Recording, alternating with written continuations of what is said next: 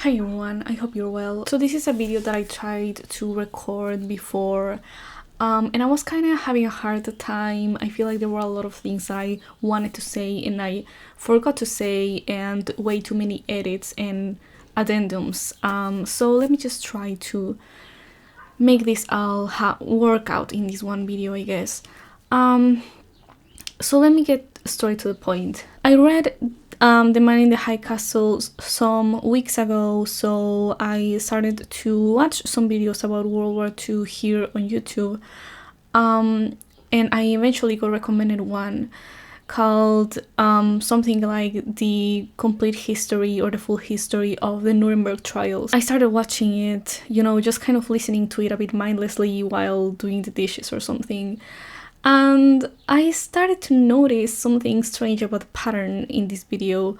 The video was basically trying to make the Allies seem like they were evil, or I guess just as bad as the Nazis. It's interesting, I guess, how it was avoiding talking about the crimes, the war crimes of the Germans during World War II, and it was only focusing on these evil plans that the Allies had once they won the war. And some of them were things that I'm gonna tell this to you kind of the way that I experienced it, to kind of give you the plot twist in a little while, I guess. But what's interesting, I guess, is that at the beginning I didn't think too much about it, but then things started to get a little strange, because he starts off saying that the Allies were planning to put Germans in concentration camps the very same way that the Germans did to other people, right?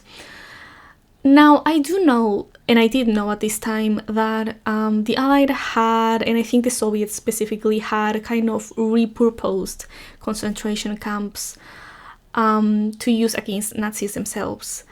So it didn't seem too strange to me that this was a possibility, that they were at least planning to use these same facilities against the Germans, right? Because the way that this channel was putting it was more implying that the Allied, were planning to have civilians in these camps, and that they were even, in fact, he stated specifically that they were planning to have breeding camps in which they would forcibly impregnate German women. And that's when I started to be a bit more critical of the video, I guess, because I've never been under the impression that anyone in war is morally clean and it's black and white and someone is perfectly good or a hero and someone isn't. I've never been under the impression that, there is such a thing as heroes in wars, at least not an entire country that can be considered to be a hero in war. And that's one of my issues, I guess, sometimes with how Americans tend to depict themselves in movies about World War II, because it's very easy for them to depict themselves that way, to depict themselves as the people who liberated these concentration camps and such. I've only seen a few World War II movies made by Soviets, so I wouldn't really say that's what I've seen from them, but it may be that I have simply missed those videos that do, those films, I guess, that do make that image. But my point here is that I was kind of primed, I guess, to believe what this guy was saying. And then I started to read through the comments and see people who were using these very obvious dog whistles about Jewish people, basically making it so that this was an unfair trial, and saying that these people were the criminals tried in the Nuremberg trials were false confessions. They were forced into making false confessions, they were tortured, or they were in some way not being fairly tried. So I wonder what exactly these people, I guess I don't really wonder, but I would like I would have liked these people to say explicitly what they really believed, for them to say, I don't really think the Holocaust happened. Because what do you think these people deserved? What do you think these people were tried for if you think the Holocaust did happen? There is something kind of illogical going on here. What I also think is strange, a lot of people also were saying that Hermann Göring was some kind of based war hero, which immediately tells me that a lot of these people were probably teenagers. I guess I should have known from the beginning of the video that I was getting into something a little strange, because he starts off saying something about how this is an apolitical or a non-political view on World War II. What the fuck does that even mean? A political view, so a non-political view on World War II. What does that mean? How can war be non-political? And specifically, how can World War II be non-political? What I think is really funny is people honestly pretending that their views are not based on opinions, that their views are merely facts. This guy was doing the exact same thing. He was just presenting facts. But the thing is, you are still biased if you decide to show some facts and to avoid others. You are biased if you decide to show the crimes that the Allies committed and not even mention the ones that the Nazis did. I guess you could argue that, we already know about them, so they don't need to be repeated. In reality, there's a lot of things that the Nazis did that don't really get brought up that often, because there is a long list of horrible crimes that went down there. For example, not everyone even mentions or acknowledges the fact that the Romani, for example, that political enemies, that other groups of people, basically everyone who wasn't this specific idea of what a German should be, that these people were also victimized in the Holocaust. It wasn't just Jewish people, that they went out of their way to kill children and babies, even in territories that they occupied, Slavic territories, because they believed that these people had to be exterminated. Whether it was because of racial inferiority or because they considered them to be the seed of communism or what have you, it was a mix of beliefs. But the point is that there is no such thing as an objective view on World War II. We are all, even historians, scientists, if you want to consider historians to be scientists, they're all also influenced by their own beliefs in what they study and how they study it, in what sources they go for. And this same guy, this YouTuber, this channel that I'm talking about, tends to go for precisely the sources that say what he wants to believe and what he wants others to believe. One of his main sources is David Irving, who is a Holocaust denier. I'm not even afraid of saying that, because he's actually been convicted of being a Holocaust denier, which is illegal in Austria, where he was convicted. And I've never gone out of my way to read his works.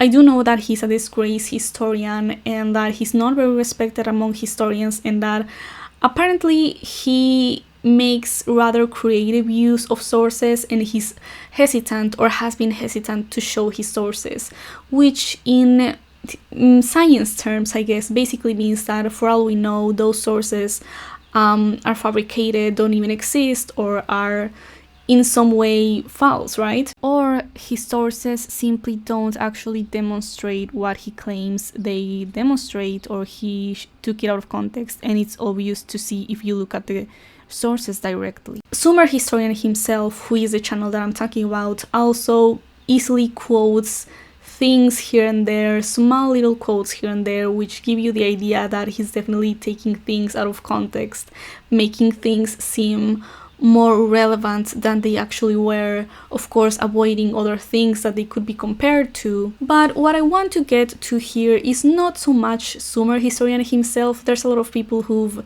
made videos specifically about him and the issues with his arguments and with his sources. But I think there's quite an interesting phenomenon that I guess what disturbed me more than the channel itself is the comments in that channel that I mentioned briefly earlier. The fact that these people were saying that this Nazi official was a war hero and that he only wanted to defend his fatherland, his motherland, or whatever, and basically falling for this idea that we have been lied to, that there's information, that there's some truth out there that we haven't been told, that we weren't told when we went to school and we were taught about World War II, and we were told that the US and the UK and such were the heroes, and that the Nazis were the evil ones. It's easier to fall into these ideas, I guess, when someone starts off with the softer things, right? With Sumer historian, for example, doesn't start off saying the Holocaust didn't happen. Maybe it's because he's afraid of the backlash of saying that explicitly. Maybe it's because he would potentially alienate people before they can be successfully made to believe what he wants them to believe. Although I'm sure a lot of his audience would actually be perfectly okay with him saying that. But my point is, it's easier when you start off quoting these statistics that demonstrate how certain people are less intelligent than others, or how certain people are more prone to crime, and to imply that that's some kind of natural thing because of their genetics, because of their own nature. And these are the kinds of things precisely that are quoted sometimes when people have talked about being converted into being neo-Nazis.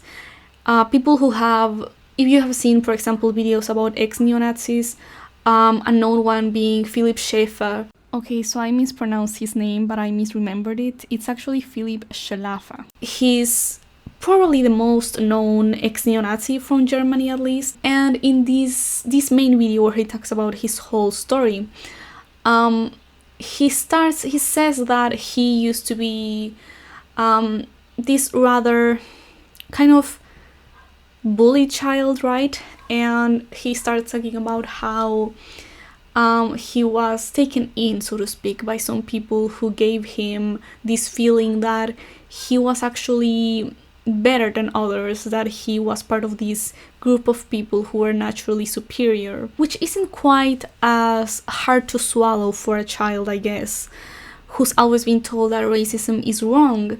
It's not as hard to swallow than to straight up go and say, you know, black people are inferior and Jews weren't actually killed in the Holocaust, or not as many were killed, or if they were killed it wasn't as bad, or if they were killed and it was really bad, then the Allies did worse, which is kind of the historical revisionism that these kind of channels do precisely. So what is interesting to me is not so much that Sumer historian exists and the kinds of things that he says, but the fact that it seems to have a lot of acceptance, especially among younger people, because from the comments it really does seem like a lot of these people are super young, like they are teenagers. Philip Schlaffer does actually say, for example, that he started to be radicalized when he was a teenager, and he only stopped when he was, I think, in his mid-20s or something like that, but it took quite a while, and these people kind of consumed him, right? What also bothers me about this kind of content is that it makes it harder, I think, to discuss the nuances of World War II in terms of war crimes. And let me explain what I mean by that. So as I started to get into this whole World War II topic some weeks ago, I started to try and, I guess, look up or research about how Germans today feel about not just their own war crimes, but also war crimes committed against them.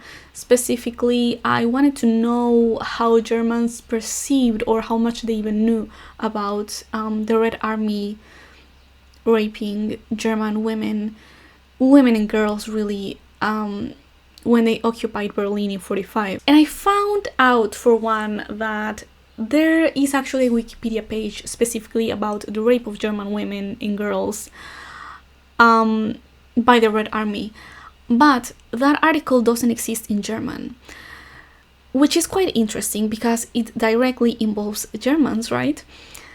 I don't know if that's because Germans are kind of in denial about certain aspects of World War II because they don't want to make themselves seem like victims, because they have such a specific way to deal with the past that maybe talking about war crimes committed against them would make them feel like they are trying to imply that their own doings weren't as bad or something like that.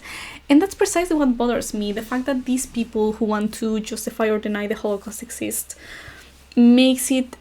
always makes it seem like you are potentially one of those people if you want to discuss how there are things that are a bit more complex about the war, right? And how there are people who may belong to the evil side, but as individuals themselves, they can be victims of crimes as well. And I saw some disturbing, discussions about this. I saw some people saying that, in a way, justifying the rapes, right? Saying that, because I found or tried to find videos about women talking about how, their experiences when Berlin was occupied, and they talked about things like covering themselves in animal dung, animal shit, to try and make themselves unappealing to the soldiers. And some of these videos were ones in which in the comments people were saying that the Germans did worse. And in a sense, you could argue, right, maybe, but what is the need to justify it? In this one context, it's strange that you would want to give this okay, but you did worse aspect when you're talking about someone being raped. And some of these people were speaking Russian when saying this, which is a little strange, I guess, because you would be very hard pressed to find any German ever that at least publicly says something like that, says something like, oh well, worse was done to us, or maybe we have done these things, but this and that and the other. There's always this really strong feeling of never downplaying or never trying to justify what happened. And I think that's something that a lot of people actually admire a lot from Germany, the fact that they are so willing to admit to these things, because there's a lot of countries that have done worse.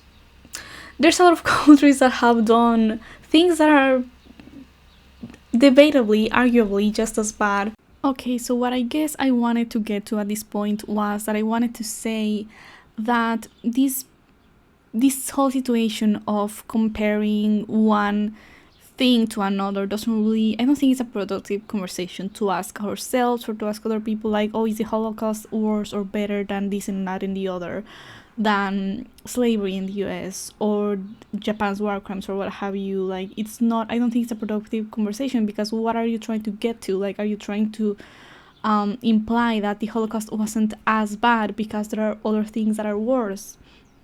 Like, to me, that doesn't really, it's just not a conversation that goes anywhere, or at least in quite a similar level, and they've never admitted to it. And when they do admit to it, they are very reluctant to actually say, all right, this was actually really bad. We can talk, for example, about Japan and their own World War II war crimes, or anything in any other country, not necessarily even during World War II, but even in more recent history, that was really, really bad, extremely disturbing violations of human rights. And like I say, that's something that I think a lot of people admire of Germany in the way that they teach history. Basically, no other country that I can think of actually makes themselves look bad in their own history books. And something that is also funny in a sense about these people, like, Sumer historian or whatever, is that they say constantly that it's the winners who write history. And this is an interesting thing, actually. I remember this being discussed in one of my classes. I actually have a master's in history. This was briefly discussed in one of my classes by a teacher who said something like, it isn't really true that victors, the winners, are the only ones who write history, as there are always historians who are discussing different sides of history. The reason why people like David Irving are not taken seriously is not because he gives a too complex discussion of the Holocaust or of World War II or of Hitler's involvement. It's because other historians believe that he goes out of his way to use the sources uncritically to push this narrative that these officials, or Hitler specifically, were not involved in these crimes, or that whatever the Allies were doing was just as bad, if not worse. You know, as a historian, when you are twisting the sources to say whatever you want them to say.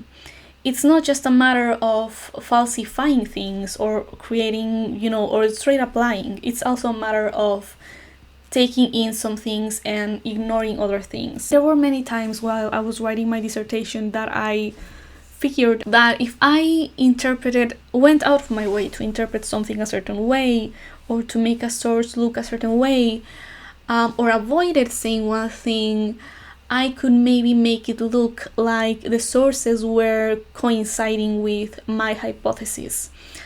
But that is precisely what you're not supposed to do as a scientist, and you're definitely not supposed to do that as a historian. And if you are a good enough historian who studies that dissertation in that case very well, you would have noticed that I did those things. There are other people who have been very critical of Sumer historian and his sources and his arguments. I guess I will link them down below, because that's not really the point of this video specifically. I think there is an interesting phenomenon, like I said, among young people. I mean, the name of the channel is Sumer Historian for one, but I also think there's this phenomenon of people potentially getting into these ideologies by starting off as being interested in history, which I think at first may be a genuine interest and then becomes politicized in this way. And I've actually met people before who were quite interested specifically in World War II, but they were more or less what people on the internet apparently call Wehraboos. So it's a portmanteau between the words Wehrmacht and Wehraboos. So you're a Wehraboos for the Wehrmacht. And it's interesting because you could argue that a lot of these people, just have an interest in history and the kind of technical aspects of history, like the military history, right? The fact that this and that tank were superior and so on. And in a sense, the German army was actually superior to the armies of the Allies, which is what these people often tend to say. Now, I don't think necessarily that a Wehraboos is a neo-Nazi, although I'm pretty sure that you would be forgiven, however, for assuming that, because there sure is an overlap between one and the other. And I think that, again, some people probably start off as nothing but pure Wehraboos, so to speak, but they become neo-Nazis because they start to have this ideological need for being apologists to what the Nazis did. For example, some of the main things that people concede to Nazis, so to speak, is that their uniforms were really cool, and they look very intimidating and so on. There's even a whole phenomenon, very Asian phenomenon specifically, of what is called Nazi chic, which is a sort of stylized version, or I guess a kind of cool or sexy version of Nazi uniforms.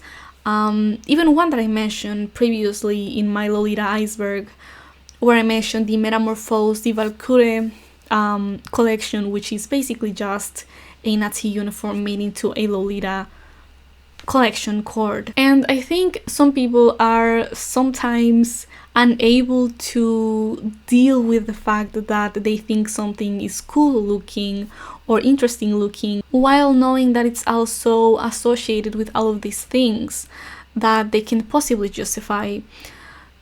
But instead of just accepting this as a part of how complex life is, they have to, or they want to, connect all these dots together and say, well, actually, maybe what I like here, what I'm looking at, isn't actually that wrong, or I shouldn't feel so bad for liking these things because of this and that and the other. Actually, it wasn't that wrong, really, when you look at it. And if you think about it, the Allies were worse, and so on and so forth.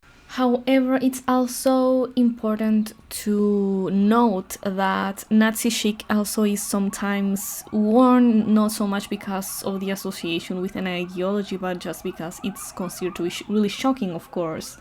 And I guess that's one of the reasons why young people maybe gravitate to it sometimes, and also why they may gravitate to this ideology in the first place, actually. Maybe it is that forbidden, that shocking aspect that makes teenagers be interested in the ideology in the first place, even if at first they're only trying to research it, and maybe they go down the wrong path, so to speak, by listening to certain people over others, and that makes them more into the ideological aspect, get more into that ideological aspect. And it's true, of course, that teenagers also do things just for the sake of being shocking. I myself have been a high school teacher for almost a year at this point, and I have seen teenagers, Mexican teenagers no less, draw swastikas in different places, right? And say, jokes about the Holocaust and such. And my first instinct is to, or at least my first instincts the first few times, was to be angry at them.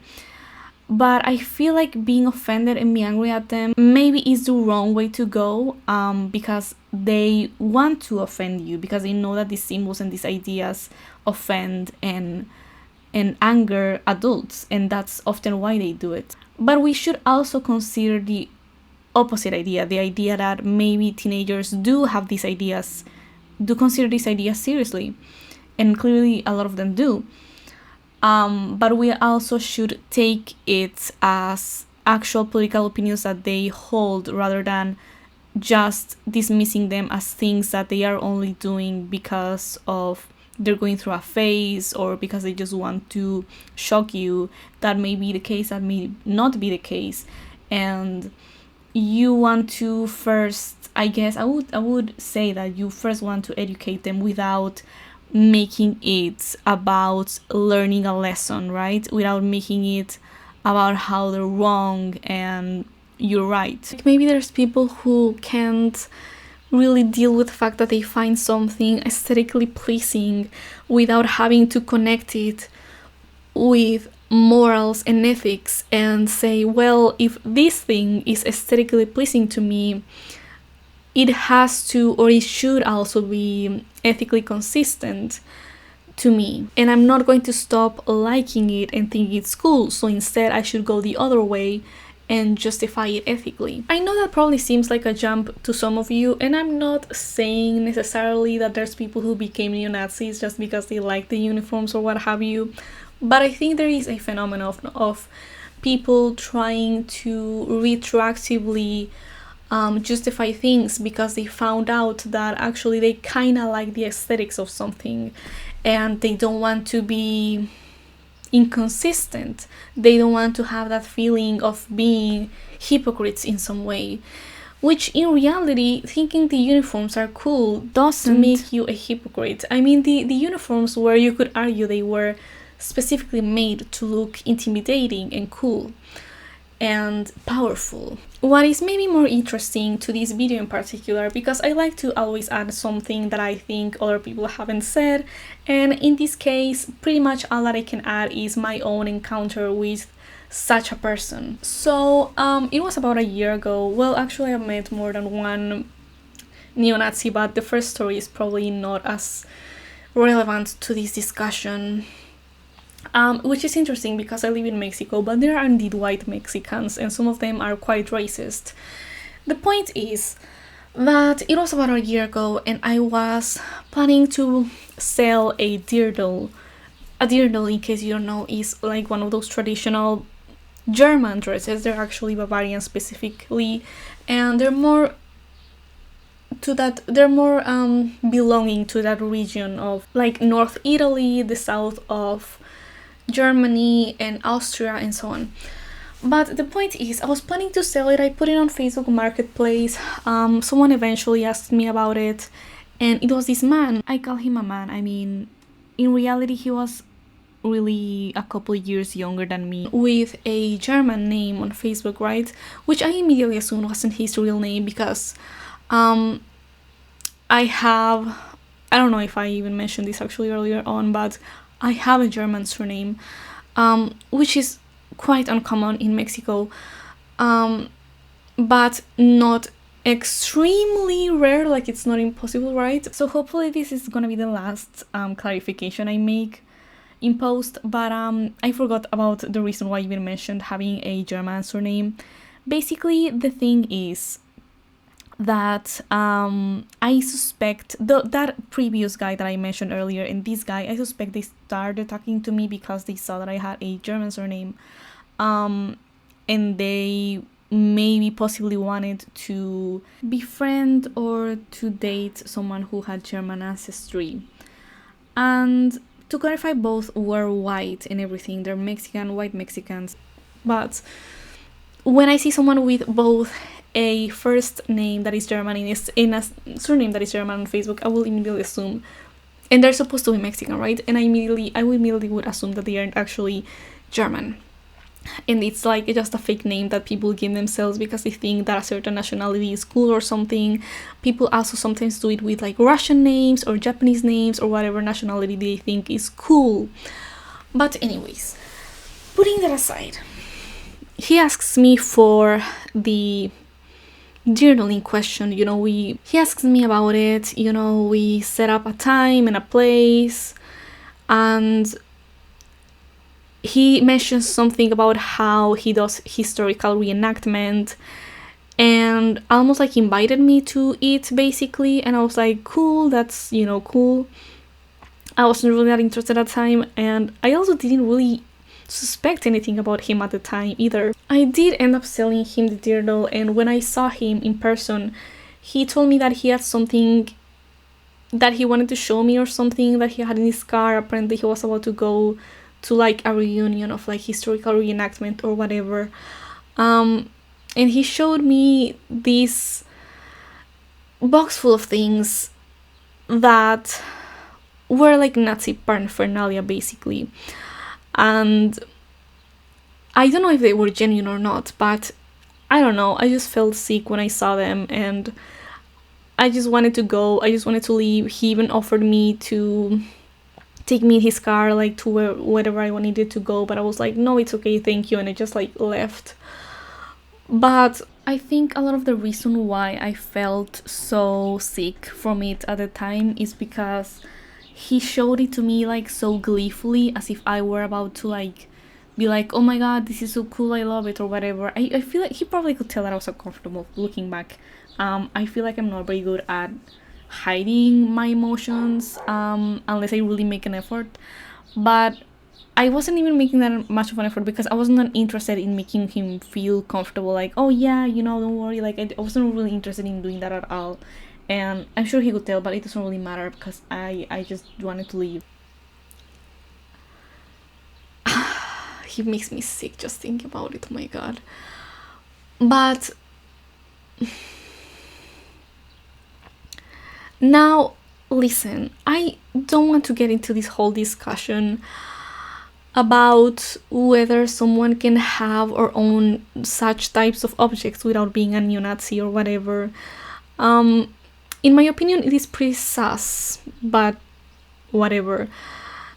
But I know for a fact how he felt because I later went on to see his profile more in depth. And I saw some things, right? There was a Facebook story thing that he had posted recently, and it was like a slideshow of paintings, including the image of a baby who I immediately recognized. And I also recognized by extension the paintings, or rather who they were by. And I started to see all these things that he was saying about the Mexican president. Well, she was the candidate at the time, but she's a Jewish woman. And he was saying obviously anti-Semitic things about her. And that pretty much sealed the deal for me. I was like, I blocked the guy. I actually found his, or I think he sent me a friend request on his account with his real name, and I blocked him on both accounts. And it's just really strange and disturbing. I mean, I don't know if he started off, I suspect again that he started off thinking that, being like a fan or being an enthusiast, I guess, of like World War II or whatever, and then over time he started to have to seriously believe in these things. And of course, that wasn't the last clarification in post I would make. So here's the thing. I do think it is important to mention something. I now feel like maybe it would have been worth it to ask him, maybe just interact with him enough to ask him how he started to think this way, right? And I think back on Philip Schlaffer, but also on David Saavedra, who is also a fairly known ex-neo-Nazi.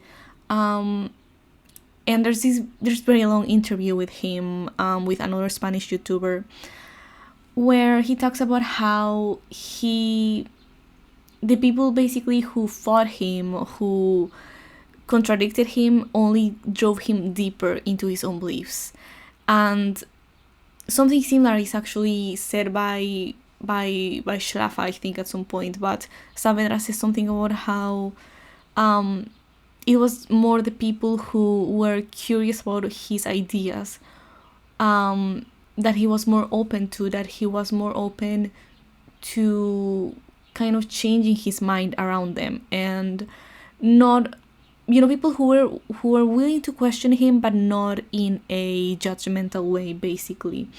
And I understand why that may seem optically bad, I guess, for some people, or some people may consider like, well, these people don't deserve this kind of humanity. But you think of people like Philip Schlaffer, for example, or this guy, David Saavedra, the people they are today, of course, they are different from the people they were before. But in a sense, they are actually the same person. If they are now ex-neo-Nazis, it's because they always had that potential to stop being neo-Nazis in the first place. I'm sure that there are people who become radicalized because they genuinely believe these things, and there are people who do so because they want to belong somewhere, because they want to believe these things, or because of other, let's say, emotional reasons. And I think these two examples are kind of one of each. Saavedra seems to be more like an intellectual type, I guess. And in Philip Schlaffer's case, it does seem like it was more about belonging, and it was more about community, right? But my point is that I don't think it's anyone in particular's duty, let's say, to interact with these people, to try and de-radicalize them, or to convert them back to normal, so to speak. But I do think it's something that is worth doing, and something that we should be open to, or at least we shouldn't judge other people for doing if they do decide to interact with these people. In fact, if I didn't get so uncomfortable with such a person, I probably would have asked him, like, what made you have to start to have these ideas, right? Was it because you started, researching about World War II and you felt it was cool, and then in the blink of an eye, you suddenly believe everything the Nazis said was probably true. Because one of the things precisely that is criticized about Sumer historian is that he is very uncritical about Nazi propaganda. And typically I get a little mad, to be honest, when people imply that Gen Z are like way more conservative and way more commonly right-wing and straight-up Nazis than previous generations, or at least than millennials, because I feel like sometimes millennials have this like strong sense of superiority towards Gen Z.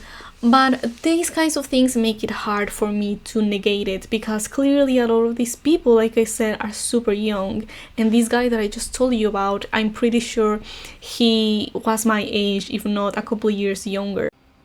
I also more recently came across an article about this German family where the child, who is I think 16 at this point when the article comes out, or when it was written, this kid is talking about how he wants to go to war, he wants to defend Germany against Russia, right? And I don't think, of course, that there's anything inherently wrong with wanting to defend your country or wanting to defend another country, right? In this case, let's say Ukraine. But I do think there is something a little strange and maybe a little concerning about the idea of there's being some kind of honor in war, or there being some kind of, this discourse of going to war to defend your country. When, it almost feels a little euphemistic, because you are going to go there to kill other soldiers who are there to kill you. And I guess it's a little worrying that the fact that, and I guess it's a little worrying to think about the fact that we have learned, so to speak, so many times in history and through our art and through our culture that there really is no winning in war. There is nobody really wins. There is no honor. There are only victims really in war. And I feel like Germany specifically, it's strange for a German child to say this, right? Because Germany specifically, it has been such a non-militarist country for a very long time. And it does seem like the tides are turning these last couple decades. And of course, I'm not trying to imply that, Germany shouldn't try to defend Ukraine. But what bothers me is this discourse, right? Of fighting for your country, like it being this heroic thing. I guess that's probably something that you need, a discourse that you need in order to convince people to put their lives at risk. And he even said some things like, it's okay, I won't die. Because obviously his mother was really worried, and he was like, it's okay, I won't die. You just gotta be careful, and that's it. Your life isn't really at risk if you're careful. A lot of it has to do with luck, You can be intelligent, you can be careful, and you can still die in war, and your parents will not see you again. And I do have faith for Gen Z, honestly, but it feels strange to know that, I guess because we were a generation that is so removed from World War II, we find it easy to look at these things in a very lighthearted way. Because most of us haven't really interacted with people who actually lived through that war. Our parents, for example, maybe your grandma's mother, right? If your parents had you relatively young, your grandma's mother, for example, did live through World War II, but you probably didn't get to know her. My parents did have me a little older, so my grandma did live through World War II, but she was in Mexico the whole time, and Mexico wasn't really that devastated by World War II. In fact, the 30s and 40s were actually kind of a golden era, according to a lot of people, for Mexican history. It was the golden age of Mexican cinema, so it's a time that, we don't really see so strongly associated with things like the Holocaust that other people lived much more closely. But I guess part of it is the fact that Gen Z, is further away from it. And I know that it's very cliche to say that history repeats itself. Pretty much all of my history teachers have been critical of that idea. Our professor that we had with historical theory told us pretty explicitly that he doesn't really believe that. But I do feel like there is a reason why people say that.